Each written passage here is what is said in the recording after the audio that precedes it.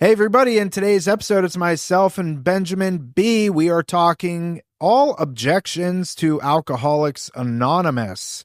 A lot of times people, they just throw their hands up. You say Alcoholics Anonymous and they're like, I don't want to do that, or I don't want to go to the meetings, or I don't want to get a sponsor. Our opinion, it boils down to pure laziness. Now, we get into more details and kind of the nuances of AA and specifically a lot of objections that we hear. But in the end, I think it's a great episode for you to just understand how Alcoholics Anonymous works and our honest opinions on how it plays out in our sobriety today. We cover all that and more. Enjoy the show. Here we are, Real Recovery Talk. I'm your host, Tom Conrad. In today's episode, we've got Benjamin B. What's happening?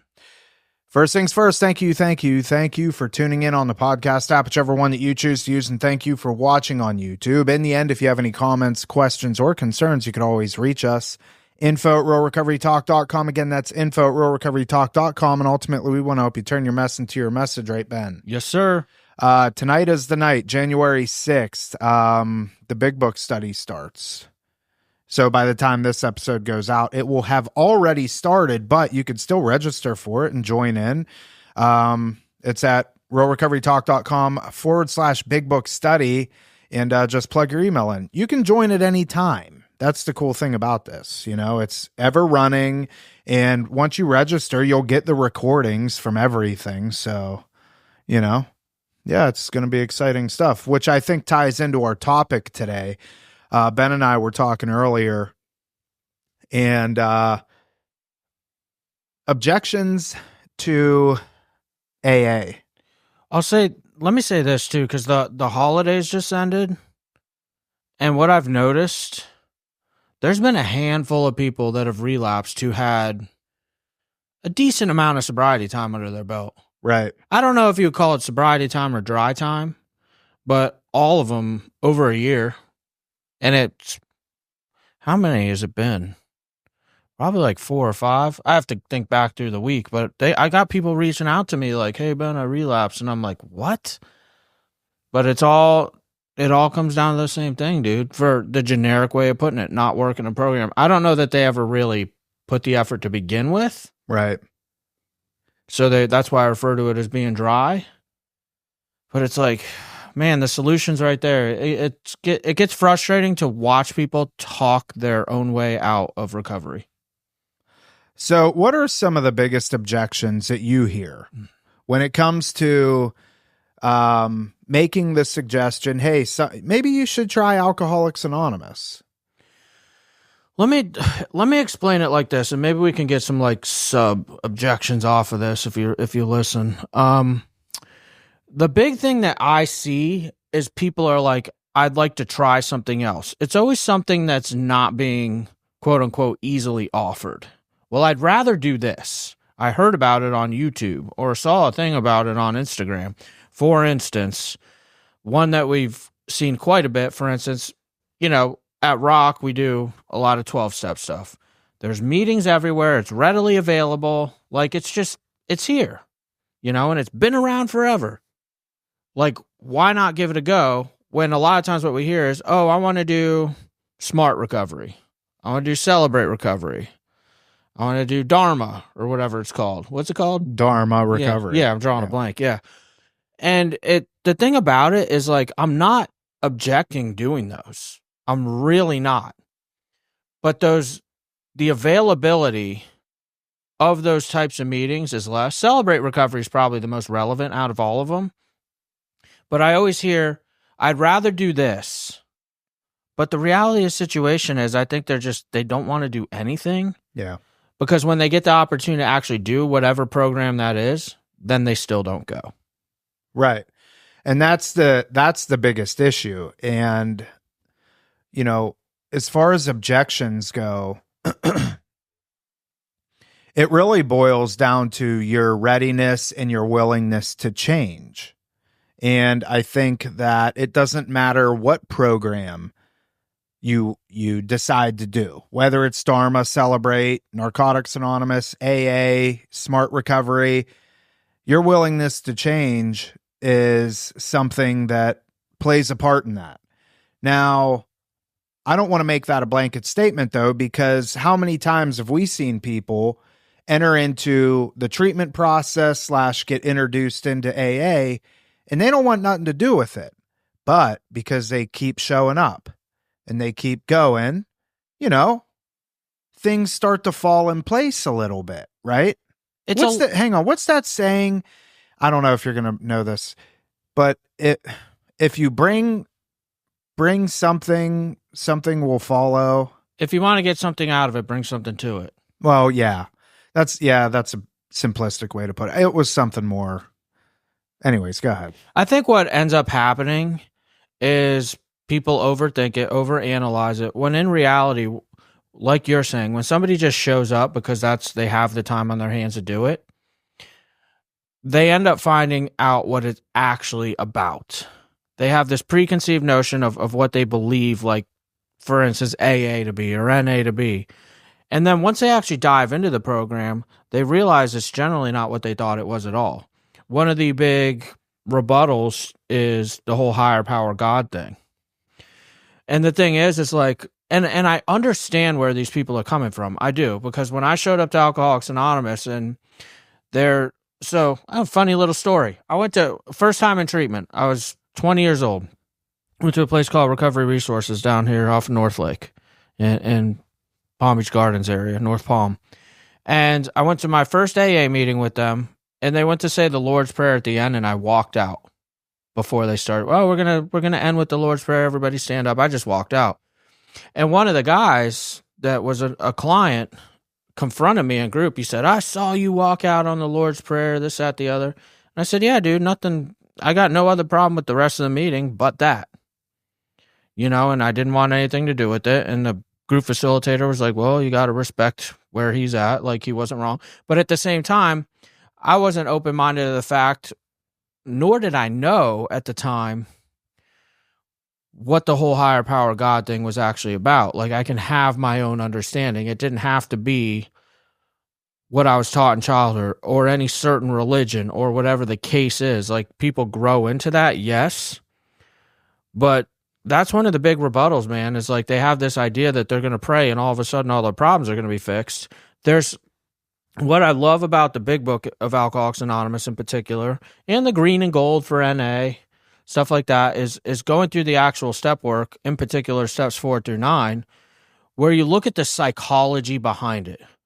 A lot of times what I do here for group is I'll say, hey, for those of you that aren't into AA, let me see a raise of hands. Be honest. I'd rather you be honest. Like, I say, ignore all the God stuff. Let me show you how to do a 4-step and the psychology behind it. And once we start deep diving into that and the actual literature of the book and the process and the program, people are like, oh, I didn't realize all that was there. I thought I was just going to, did you pray on it? And I was going to pray, and all of a sudden life was going to be beautiful in sobriety. Like, there's so much more to it.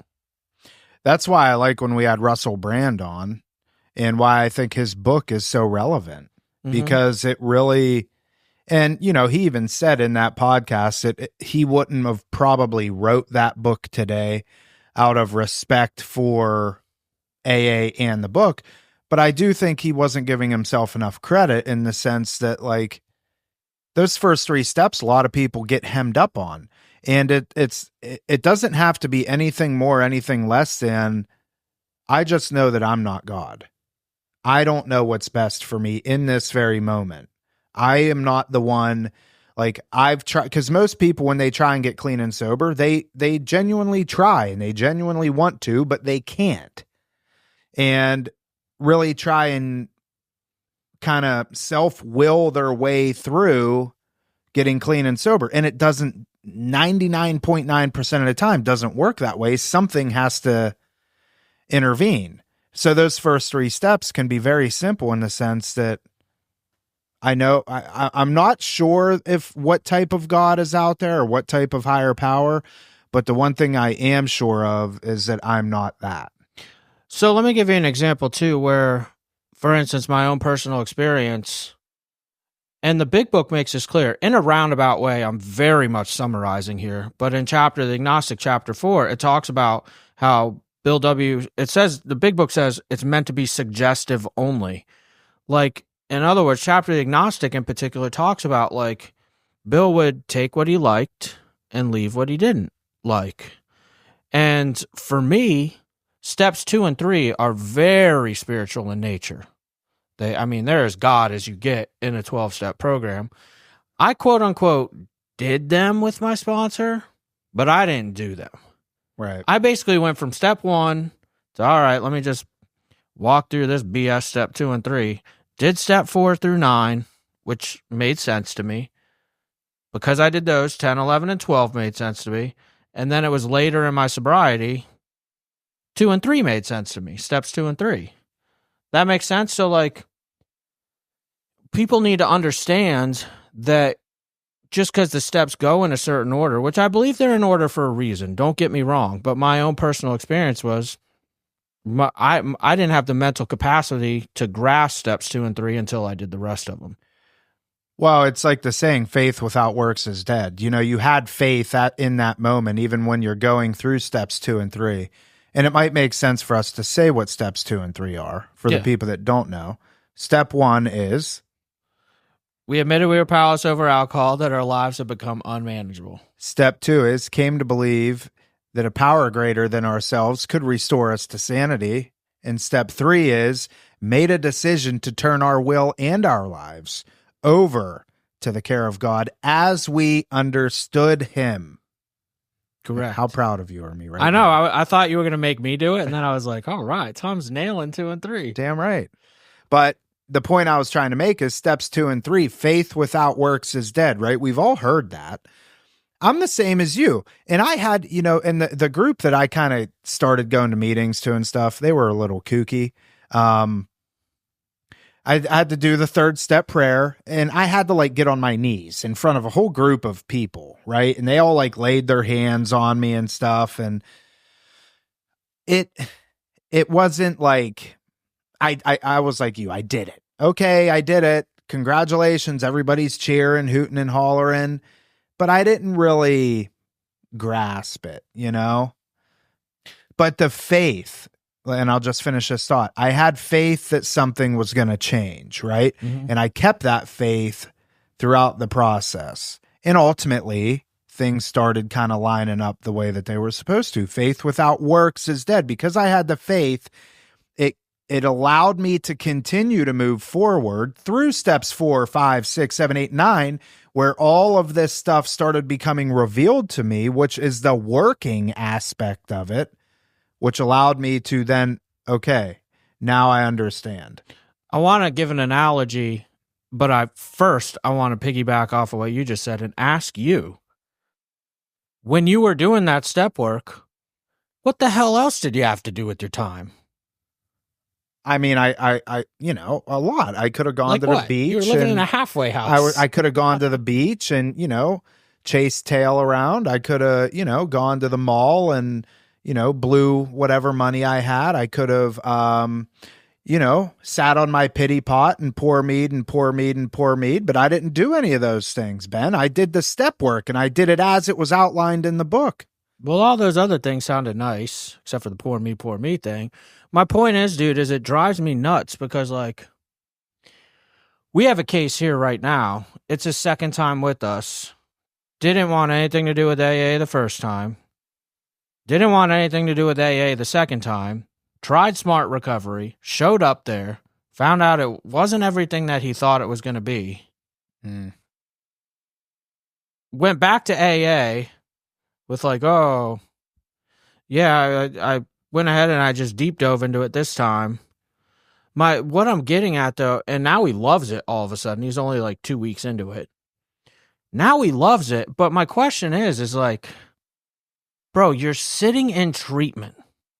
You're not working right now. What the hell else do you got going on? Why not just do everything available to you while you have the time to do it? It's so crazy to me. Well, and if you don't do it while you're in treatment, you sure as hell ain't going to do it when you're not in treatment. No. And that's a very well-known fact. Like, yes. We don't state many facts on this podcast. A lot of it is opinion-based, but that is a fact. If you're not doing those things, whatever you do throughout the treatment process is directly reflects what you're going to do when you're out of treatment. And sometimes, we've seen people come in here and they do all the things that we suggest them to do in treatment and stuff like that. And then even when they get home, they kind of tail off and don't do those things. So like it does take work. And I do want to say, just because you do these things in treatment doesn't mean that you're going to do them when you get out of treatment, but you definitely ain't going to do them if you don't do them while you're in treatment, and it's frustrating because when we run into these situations, when people enter into the treatment process with us here at Rock, everything is laid out.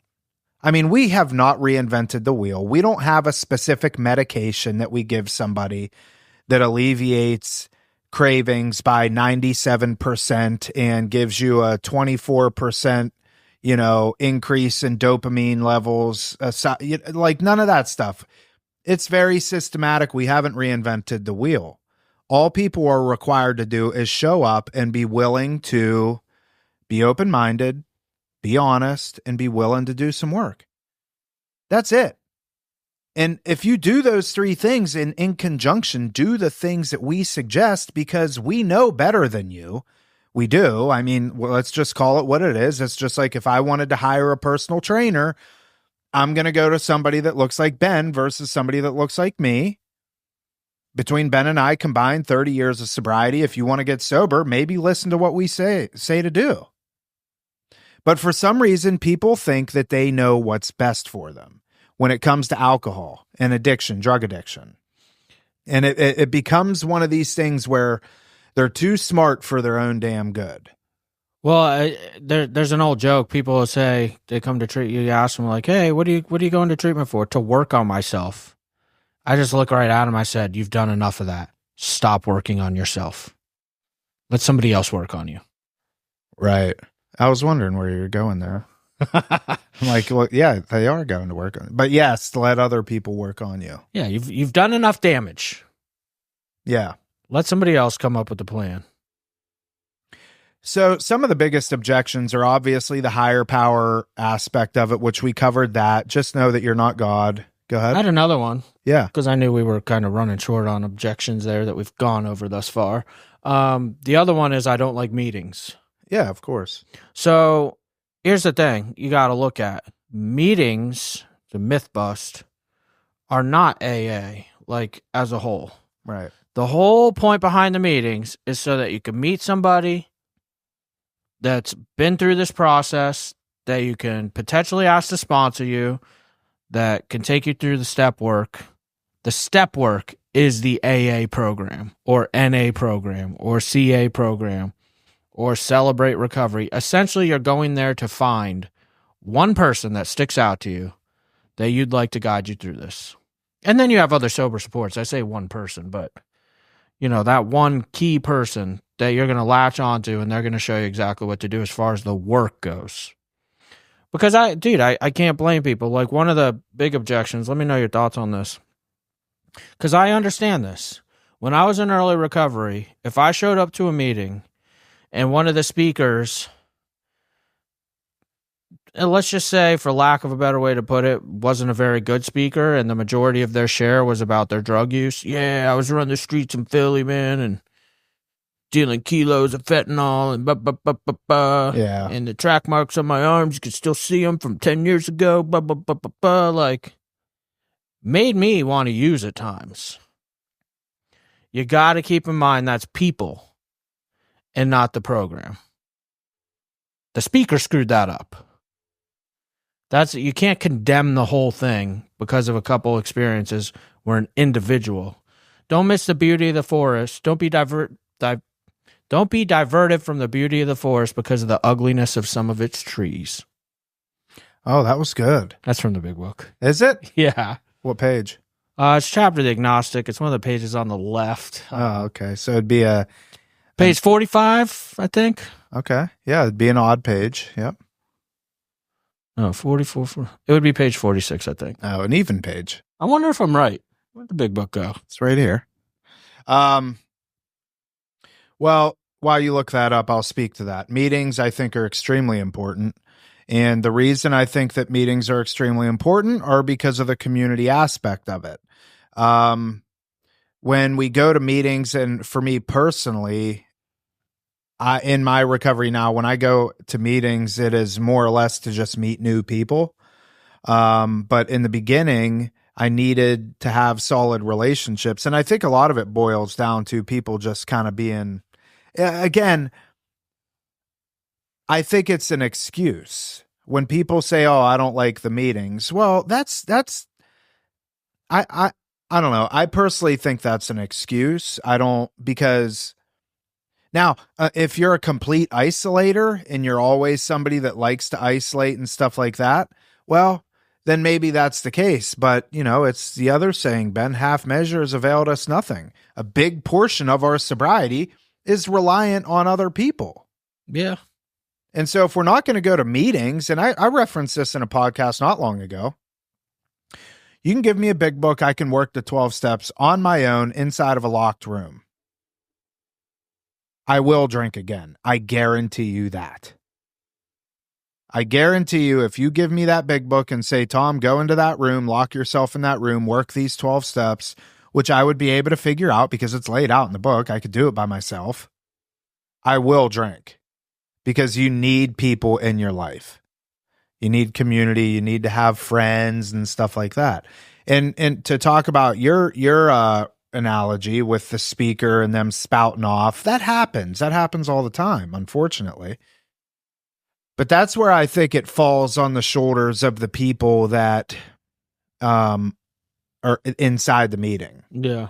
Like people like you and I, and I don't think, I'm going to say old timers, but whatever. I don't think people do a good job at approaching the newcomer, and people oftentimes wait for the newcomer to approach them when it should be the opposite. Because if, that newcomer may not want to say anything like, oh, that speaker sucked. And I was, thinking about, running and gunning the whole time they were speaking. They may not share that with anybody, but if I walk up to that person and I know they're a newcomer, Joey, what'd you think of the meeting?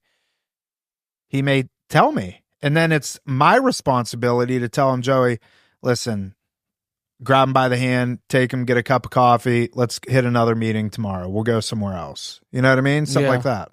And you got to keep in mind too, not all meetings are like, you can have two people sitting in the same meeting and completely two different experiences. In fact, dude, I went to a meeting last week that I never go to. I picked a random meeting. I knew one person there, just the person that basically invited me Actually, I reached out to him. I was like, hey, is this meeting at this random place still going on? He's like, yeah, I'll be there. The only person I knew in the room. So the chairperson had picked a speaker that they had never met before, had been recommended. They only talked on the phone. Hey, so-and-so recommended you. I'm calling you up. I'll be honest, dude. This guy spoke, and I was like, oh my goodness, this is terrible. He said things like, oh, I could have done a better job working the steps. I interpreted that as like he was in a roundabout way saying he never worked any steps. And I could tell. And I was like, oh, dude, he shouldn't even be up there speaking if he hasn't actually even done this. But is what it is. He didn't mean any harm. He didn't, quote unquote, know any better. The person that asked him to speak, it was recommended to her that she pick him. So I'm thinking in my head, like, I have a responsibility when this guy's done sharing to share on the actual program and what this is really about. Not in a cocky way or ego way, but just very much, okay, think about the newcomer. Think about what this guy didn't share that would be useful to somebody brand new sitting in here. But that was what was going through my head. I'm thinking the negative, to be honest. But then some girl shared behind me who I'm going to guess she had like a year or two of sobriety. And she was like, that story was so great. You were funny. Yeah. The dude was pretty funny. I'll give him that. There was one part where he had me laughing pretty good, but I take AA serious, so I'm like, but maybe that's what she needed. Somebody that was just funny that night and entertaining, even though the actual program message wasn't there, in my opinion. So that's the thing, dude. Like, Well, the program message wasn't there for you. Exactly.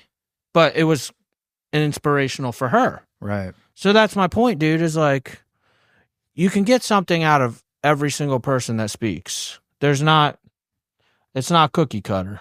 Yeah. Well, I guarantee you that if I handed Russell Brand's book to some of the old timers, that got 25, 30, 35, 40 years of sobriety, they would say, oh, this is baloney, And it's like, but his message resonates with a lot of people. Yeah.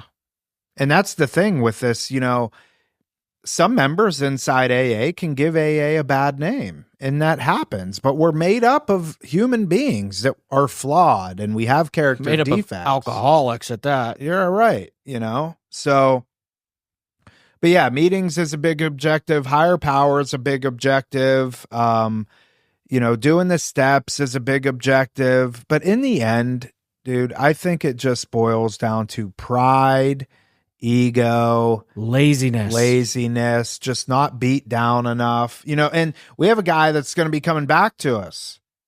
He's a prime example of this, and named to be left unmentioned, but had almost solid 2 years of sobriety. Never worked the steps. More dry,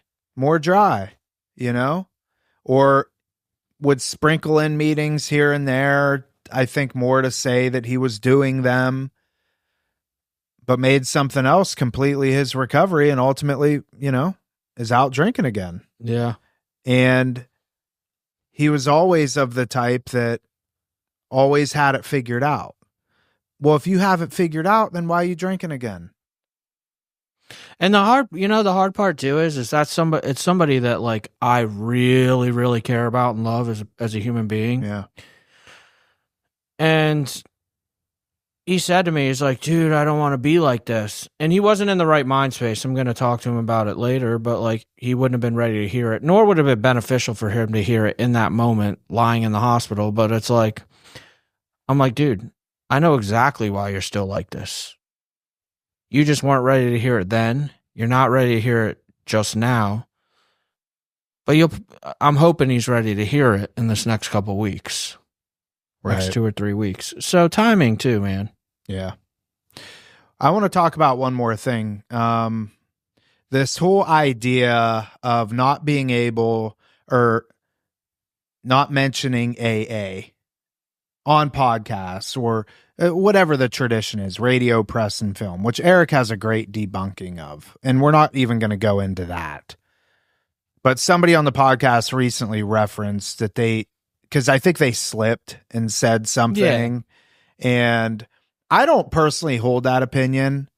I think that, we're in a day and age of technology, and it'd be foolish. And to think that Bill Wilson wouldn't be utilizing Zoom and, preaching from the hilltops about Alcoholics Anonymous, I think is foolish. But go ahead. Well, I mean, I'm sure Eric will talk about some of this, but like a big one is you can't get involved with news, radio, or press. But AA's launching, if you just look at the history, had a huge takeoff due to a posting about it in the Saturday Evening Post. Right. Which is a huge newspaper back in the day. Right. Like, because of a news article. Yeah. AA really, the numbers launched after that. Yeah, and the reason I want to bring this up, and we won't spend long on this, I was thinking about this, because that particular person said that if I were to go out and relapse, I don't want it to look like a direct reflection of AA. And I understand the premise behind that, but I also think that makes no sense at all. So there's history behind that. The example that he gave, he didn't give the exact example. He gave the exact example, but he used a different time. He said, if I were to get in a car and drive and kill somebody. So back when in AA's early years, there was a famous baseball player that went on the radio, said he got sober in AA, and then committed vehicular manslaughter drunk. And that's where he got that from. Who was it? Like Pete Rose or some shit? I forget the name. I don't. Dude. I this was a 19. Yeah, I don't think Pete Rose ever killed anybody. No, 19. He He just did a lot passed of away. cocaine. Yeah, and he wasn't allowed in the Hall of Fame because of gambling, which I thought was stupid. Did you ever go to Pete Rose Ballpark Cafe? No, where's that? Well, it's not around anymore, dude, but I used to go as a kid a lot. It was like a Pete Rose Chuck E. Cheese. Not Chuck E. Cheese. Pete Rose. What's the other one with the games? Dave and Buster's. Dave and Buster's. Oh, that's cool. Yeah, and it was all Pete Rose stuff. You could get like signed Pete Rose baseballs. I still have one. Oh, wow. Well, yeah, I mean, I don't like when people say that though, because in the analogy that I was coming up with was like chemo's not a cure-all. And if you undergo chemotherapy and you end up dying from cancer, it's not at fault of the chemo. No, it's just at fault of your body. Like your body couldn't, like you died from cancer. And if you enter into Alcoholics Anonymous, look, it doesn't get everybody sober. It gets a lot of people sober that actually do the things it is suggested to do. But if you go and drink and drive and kill somebody, vehicular homicide, that's not a direct result of AA. Yeah, dude, I stay out of the controversy, to each their own, and that is exactly what AA's traditions are. Yeah. If I break my anonymity and go everything against the AA traditions, AA has no what's the tradition? No something on outside issues. I'm drawing a blank, dude. No authority. I'm totally drawing a blank. I'm spacing. Anyway, like they're not going to get involved with my rule breaking anyway. Yeah, and it's not rule breaking. Yeah, like, what rules? Yeah, for lack of a better way to put it. And dude, times are changing. We have Zoom meetings now. Even the big book says modem to modem. Like people will be connected modem to modem. I mean, that was like dinosaur big book. Yeah. I mean, well, look at even tonight, dude. We got 130 people registered to watch this big book study that may have never even opened a big book. Yeah, and I always reference Joe and Charlie, the speaker tapes from back in the 70s.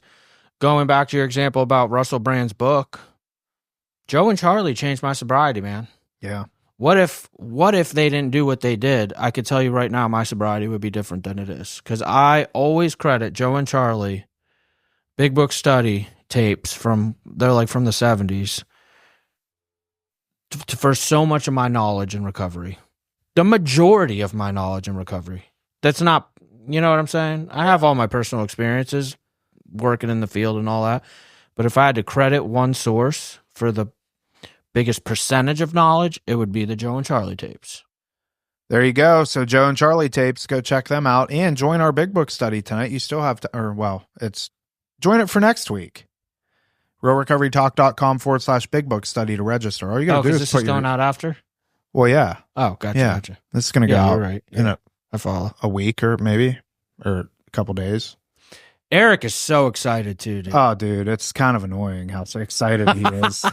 He's like, I'm going to wear this shirt and, I'm going to, well, that's really all I have a prediction too. What? I am predicting that you are going to be reignited into your 12-step big book. It's funny that you say that because I was thinking about this last night. And I agree with you. Once I know all the tech side is like done, like tonight in 2 hours or an hour and 15 minutes, I'm going to be scrambling. Well, when's the last time that somebody broke the big book down for you line by line? Never. This even my sponsor didn't break it down in a way that Eric breaks it down. No. So I'm going to be enlightened fully. Yeah. And I do think, and every time I talk to him about AA, and I've got twice the sobriety time he does, more. Well, wait, he's got 7 years, right? Yeah, so you're literally double. Double. That dude knows, I know minuscule amounts of AA that he does. Just so happens we have the podcast. Like, he couldn't fight his way out of a wet paper iPhone if he needed to. But that's the thing too, dude. Going back to what I was saying, like, I'm excited for you because my first experience with my first sponsors, they would be like, Ben, go read the doctor's opinion and highlight what you relate to and get back to me. I'd come back with like a couple things highlighted. They'd be like, great job. But then when I had my sponsor that sat me down, like Eric does, and broke it down line by line, read it all to me, explained every freaking sentence, pulled out a dictionary for different words, like right. Everything changed. So some people have had the experience that I've had and some people haven't.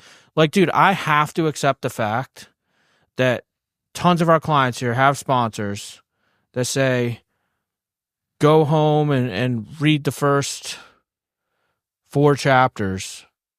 And then when you get back to me, we'll do your 3rd step and 4th step. Like, right. Yeah, bro, thankfully I had a sponsor that took the time. And it took me multiple sponsors to get that sponsor that actually did that with me.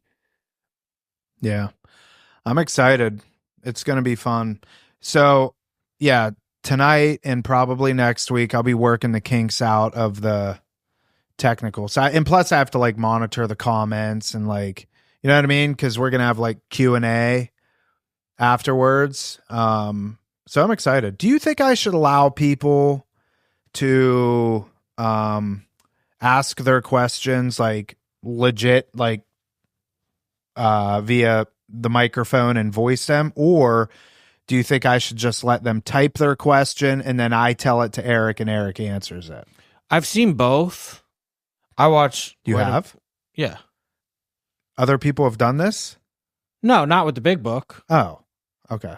I watch gun tubers. No, I mean with the big book in particular. And the reason I asked this is because, and Eric brought up a good point, the big book can be controversial. You know what I mean? And do we want somebody, okay, I give them the opportunity to come on and ask their question, and then it turns into well, technically the big book says this, and this. I mean, I guess I could just cut them off. I see what you're saying. You wouldn't just let them say their question out loud and then cut it off. You would let them say their question out loud, hear the feedback, then give feedback. Yeah. No, yeah, like more of an interactive. I would just have them type the question. Yeah, I'm going to feel this out and see. I'm excited, though. I mean, you know, and this, you know, depending on how this goes, I mean, we could do this in other areas. You know what I mean? Yeah. We could do it with an Al-Anon speaker, somebody that knows Al-Anon really well, you know? Well, there's other portions, too. I believe when Eric is done, like, for instance, doing Dr. Paul's story in the back of the book, that's something that Eric can break down very well, too. There's going to be other aspects to this. Yeah. Yeah. I thought, too, it'd be cool to have, like, Brad Jensen, you know, because he's going to be coming to Florida at some point. We just haven't lined up the details. But having them two kind of do, like, a, you know what I mean? Like a guest speaker type thing. Mm-hmm. So, all right. Any final thoughts, Ben? No. Did we get enough objections? I think so. I have to pee really bad. So, all right. That is it for this episode of Real Recovery Talk. Thank you for tuning in. In the end, if you have any comments, questions, or concerns, you can always reach us. info@realrecoverytalk.com. Again, that's info@realrecoverytalk.com. And ultimately, we want to help you turn your mess into your message. That is it. We will see y'all later.